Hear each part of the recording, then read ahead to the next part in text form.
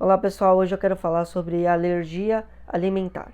Então, de um modo geral, sem especificar o tipo de alergia, né, de intolerância, eu quero falar sobre alergias no geral. Alergia alimentar é uma condição que as pessoas podem desenvolver e desenvolve às vezes alergia alimentar específica, né, a alguns tipos de alimento.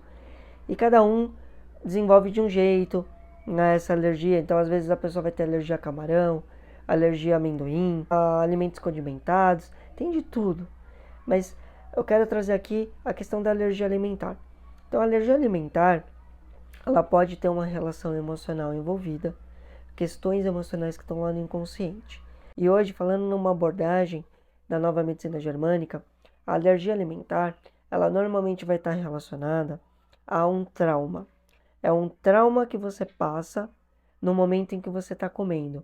Então, o nosso organismo, pessoal, ele é muito simbólico e ele está armazenando memória, chama memória RAM, registro automático de memória. O nosso inconsciente está captando tudo, nosso sistema sensorial está captando tudo. Isso vai virando memória, mesmo que a gente não esteja consciente da memória.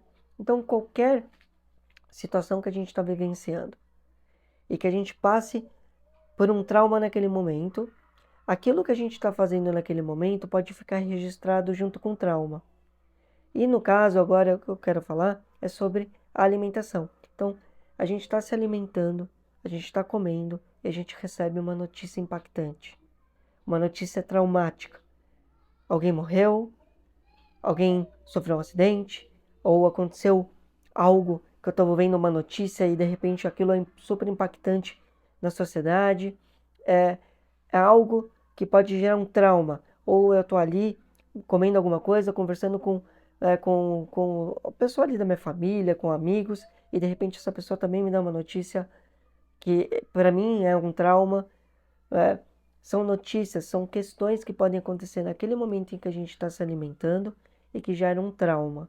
Quando isso acontece, pode haver então, se eu recebo a notícia naquele momento, com o alimento que eu estou comendo, pode haver uma associação do trauma com o tipo de alimento que eu estou comendo.